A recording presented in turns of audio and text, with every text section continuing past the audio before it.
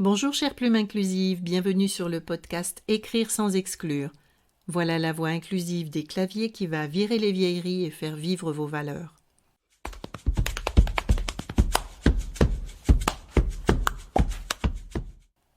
Je m'appelle Isabelle Meurville, je suis traductrice et autrice de la formation Écrire sans exclure. Depuis 20 ans, je traduis, je révise, je rédige, bref, je m'exprime en français en veillant à éliminer tous les clichés sexistes. Sexistes, mais pas que. Dans ce podcast, je m'adresse au métier de l'écrit et je vous parle de la langue comme outil d'inclusion, un outil gratuit, puissant et à disposition.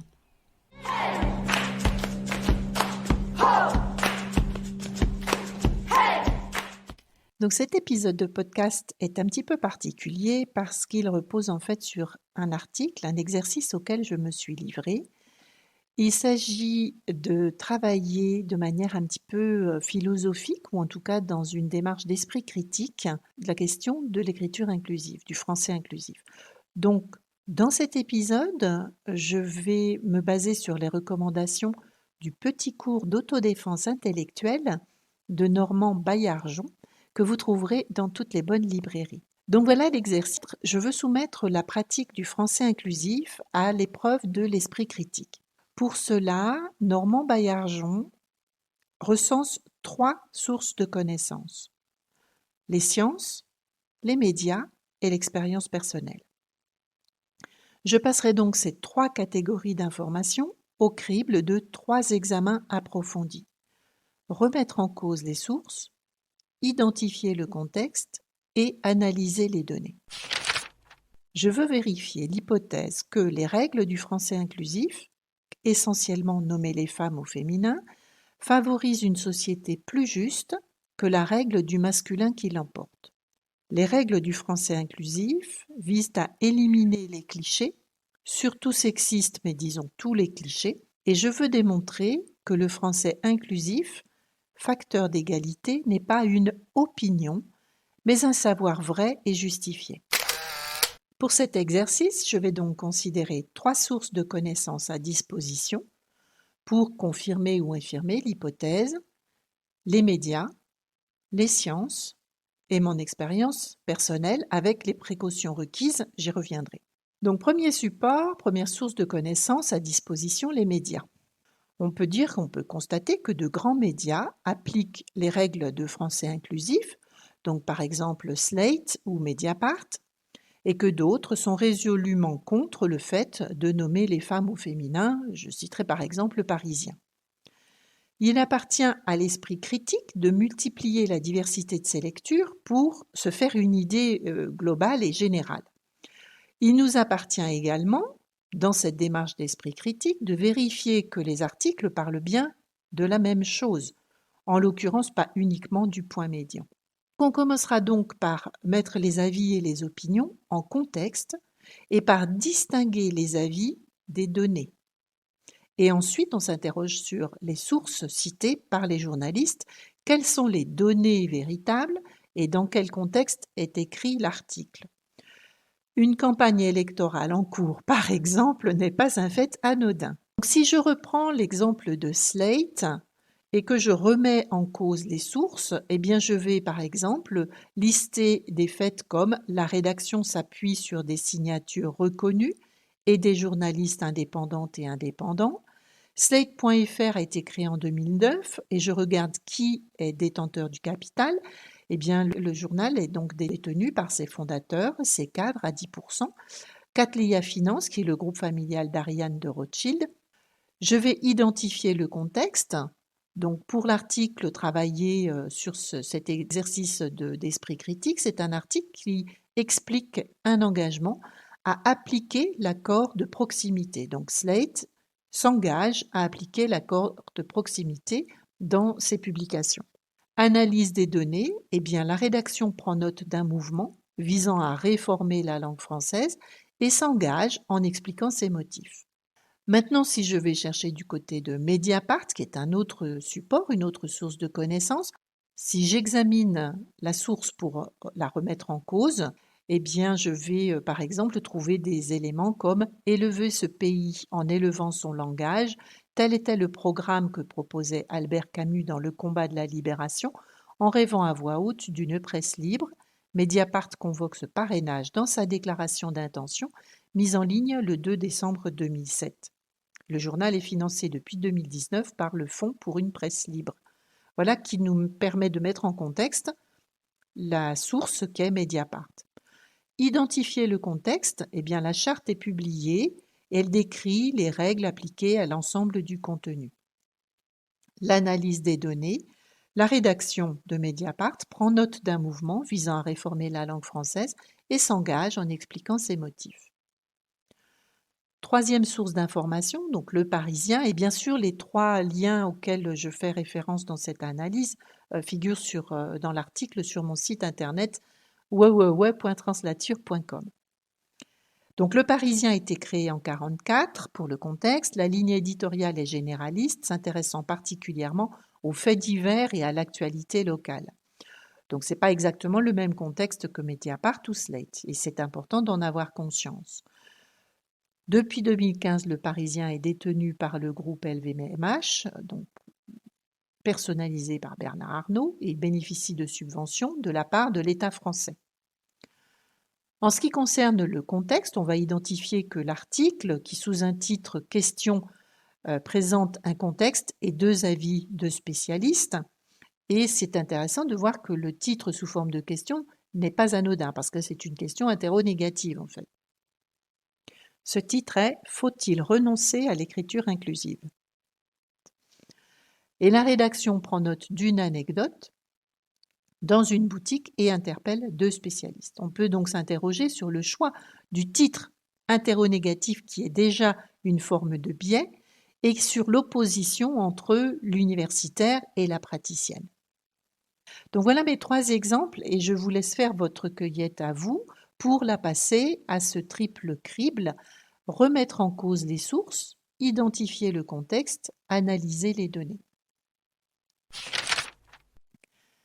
Maintenant, si j'aborde le deuxième support de connaissances, que sont les sciences, eh bien, je conviens qu'il nous appartient d'identifier les études fiables et indépendantes, montrant que les mots ont une influence sur notre vision à nous en tant qu'individus, à nous en tant que membres d'un groupe, et sur la société au sens large.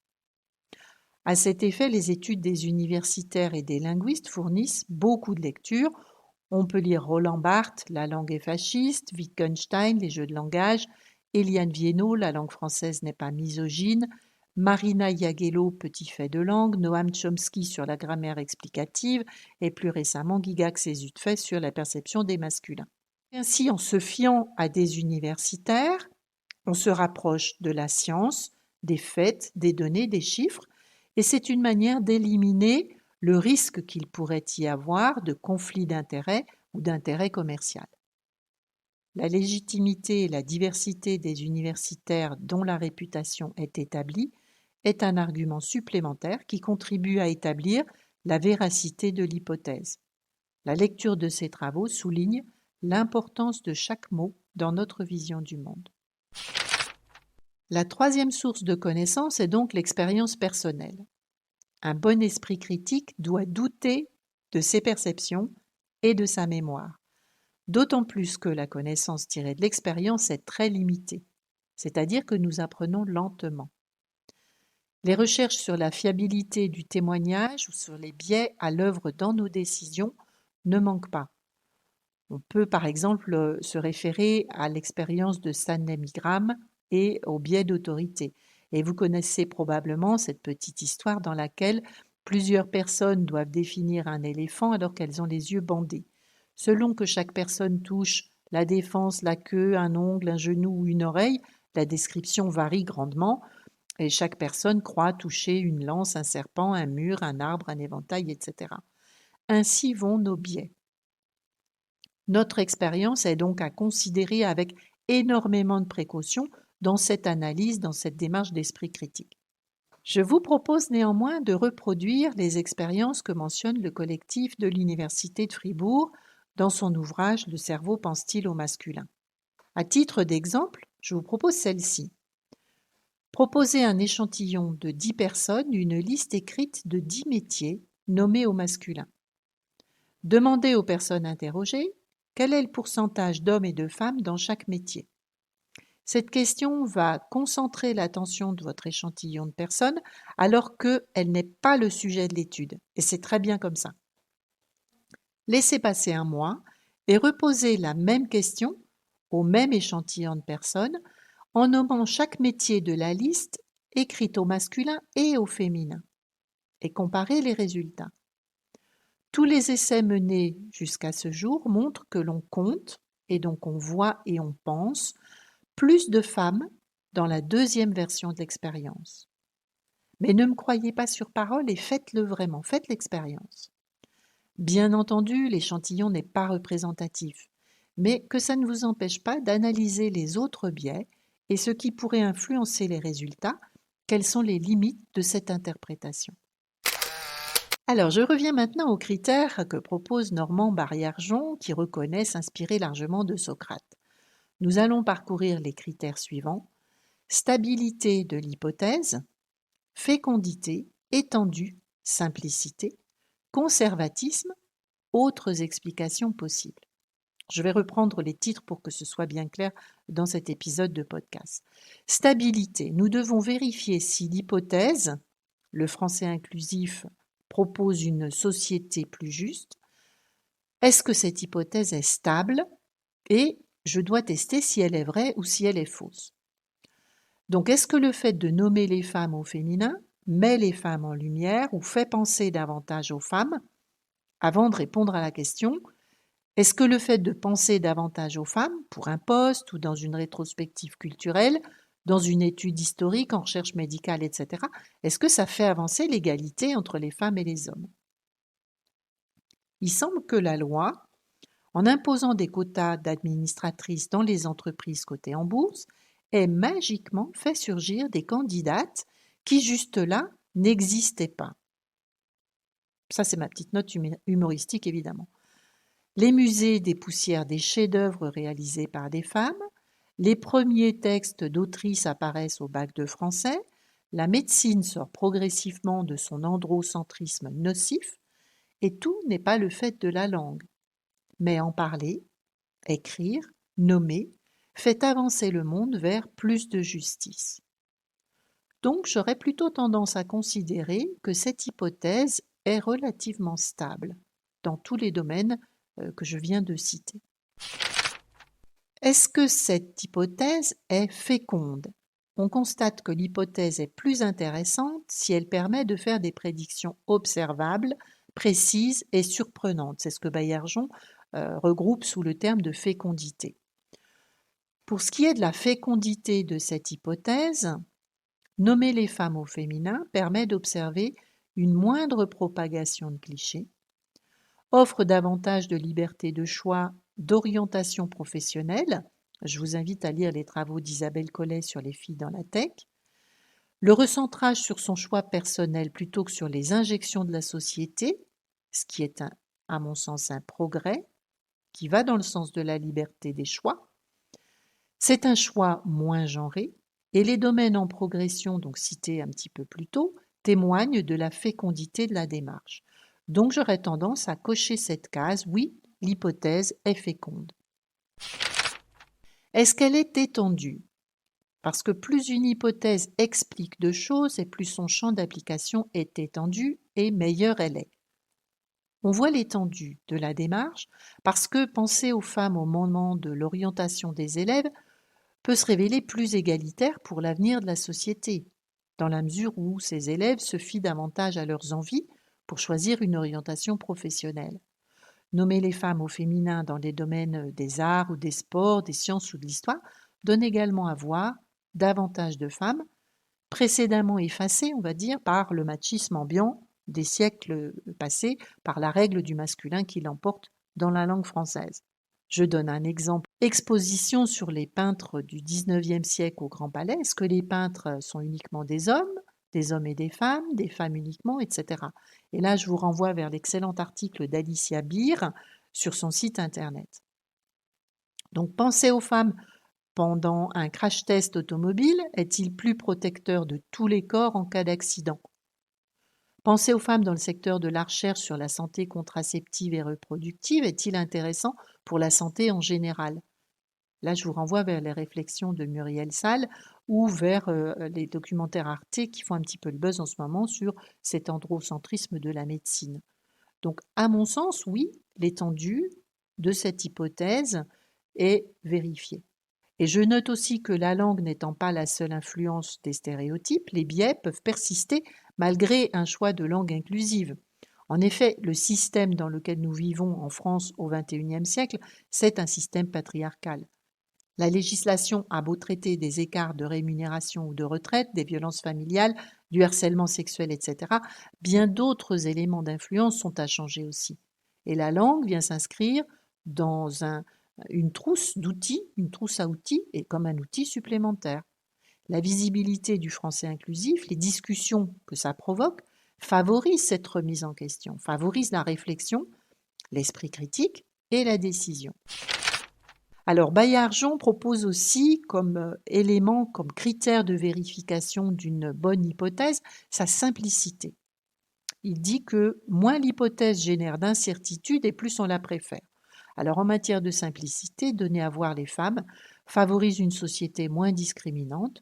Nommer les femmes au féminin, c'est une décision juste et il suffit d'utiliser les termes féminins pour les métiers, titres, grades et fonctions pour mettre en œuvre cette action, pour la rendre performative, rendre la langue performative. Encore un critère que propose Baillargeon et qui découle peut-être un peu moins naturellement, c'était le conservatisme. Il estime qu'une hypothèse est cohérente si elle s'accorde avec nos savoirs les mieux fondés et que ce critère-là la rend toujours préférable. Alors c'est un petit peu curieux pour moi qui me sens plutôt progressiste d'aller chercher ce ressort du conservatisme, mais la grammaire française est un savoir fondé sur des siècles dans le champ de la langue, des siècles de pratique et de théorisation de la langue. Le français est une langue dont le genre grammatical féminin sert à nommer les femmes pour ce qui concerne les êtres humains. Même si on remonte au latin, les rares cas d'utilisation du genre grammatical neutre pour désigner des êtres humains, c'était le nourrisson et l'esclave. Donc deux exceptions qui en disent long sur l'époque. Et il me semble que pour cet aspect de conservatisme de la langue, utiliser le féminin qui existe depuis toujours en français n'est pas a priori une grande nouveauté. Donc je coche aussi cette case d'une hypothèse conservatrice. Ce qui n'est pas nommé n'existe pas. Donc en nommant, on fait exister. Et le genre grammatical féminin fait exister les femmes. C'est ce que les linguistes appellent la fonction performative de la langue. On retrouve cette fonction à l'œuvre quand la mère ou le maire affirme à haute voix « Je vous déclare unis par les liens du mariage » devant les deux personnes concernées et leurs témoins. Voilà pour cet aspect un petit peu conservateur et performatif. Il me semble aussi que si on est dans une démarche d'esprit critique, on va aussi examiner d'autres hypothèses. Et ça, c'est vraiment important de chercher à expliquer autrement ce que l'on aimerait vérifier. On peut se demander donc s'il existe des différences entre les femmes et les hommes par essence. Est-ce que les conclusions de recherches scientifiques sur l'évolution du fœtus et de l'enfant indiquent ou pas des différences majeures selon le sexe, hormis l'appareil reproducteur? Il existe autant de différences entre les individus de même sexe qu'entre des individus de sexe différents. C'est ce que constatent les recherches scientifiques à ce jour. Alors, à l'inverse, il est facile de comprendre que l'hypothèse retenue comme base grammaticale depuis 4 siècles, le masculin l'emporte parce que l'homme est plus noble que la femme, cette hypothèse-là est quand même infondée, infirmable et injuste.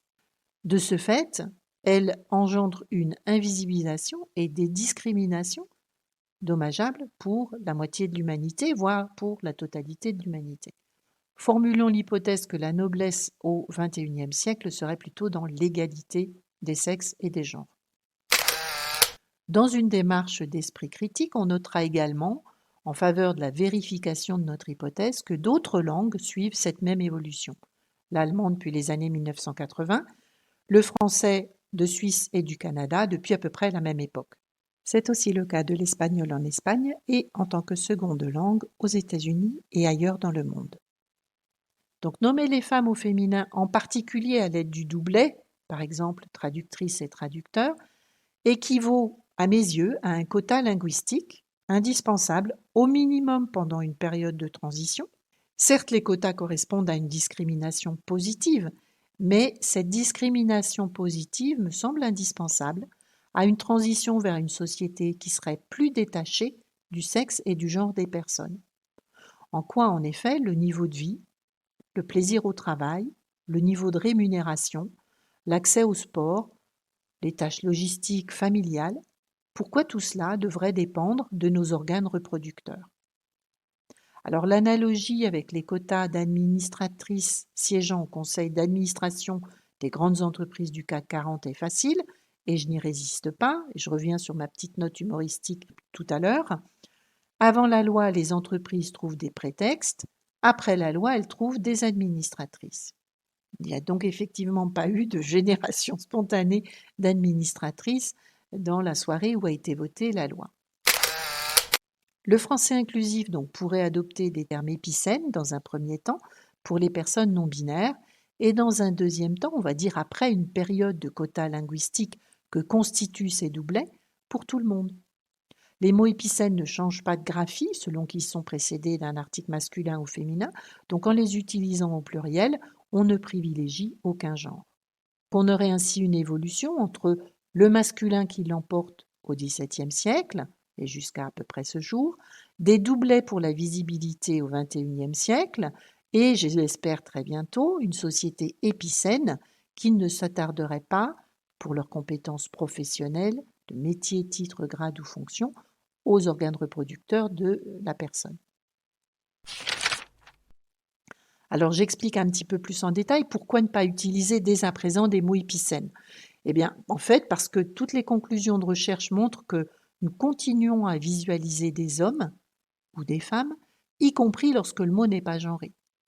Par exemple, si on parle de notaire, il y a fort à parier que vous visualisez des hommes, et inversement, si on parle de secrétaire, il y a fort à parier que vous visualisez des femmes. Pourtant, les mots notaire et secrétaire ne sont pas des termes genrés. Et c'est à ça qu'on note que les autres influences que celles de la langue influent donc, ont un impact sur notre vision du monde. Il n'est donc pas souhaitable, dans un premier temps, de sauter une étape. La société non discriminante, dans laquelle nous ne considérerons une personne qu'en fonction de ses compétences, n'est pas encore advenue. Autant le constater et agir peut-être plus progressivement. Les personnes non binaires et la communauté LGBTQ+, privilégient aujourd'hui des néologismes. Il s'agit de mots nouveaux que cette communauté se choisit pour elle-même, et j'invite évidemment tout le monde à respecter la volonté de chacune et de chacun à se nommer. Voilà, donc en conclusion pour cet épisode de podcast un petit peu particulier, je dirais que le français inclusif vise à éliminer tous les stéréotypes. On supprimera donc les expressions sexistes, mais aussi racistes, validistes, grossophobes, LGBT-phobes, etc. Le français inclusif vise aussi à être clair, et la réflexion rejoint la volonté de faire comprendre un message par un maximum de personnes. Notons qu'aujourd'hui, 41% de la population française admet ne pas comprendre ou mal comprendre un texte quotidiennement. En revanche, d'autres études, dont je donne les liens dans cet article, montrent que 80% de la population française comprend le langage clair. Des expériences en ce sens ont été faites. Aucun homme n'en meurt. Voilà, donc nous sommes arrivés au terme de cet épisode dans lequel j'ai voulu soumettre la pratique du français inclusif à l'épreuve de l'esprit critique. J'espère que cet épisode vous a intéressé et je vous dis à bientôt.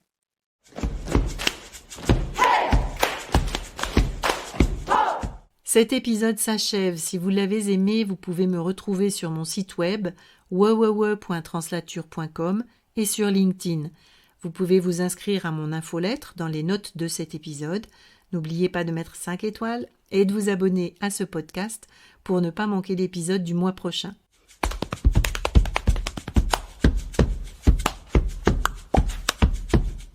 Écrire sans exclure, le podcast qui parle aux plumes de pâte et de style, d'épicènes et d'hyponymes. Pas de pitié pour les clichés. À vos copies, à vos papiers.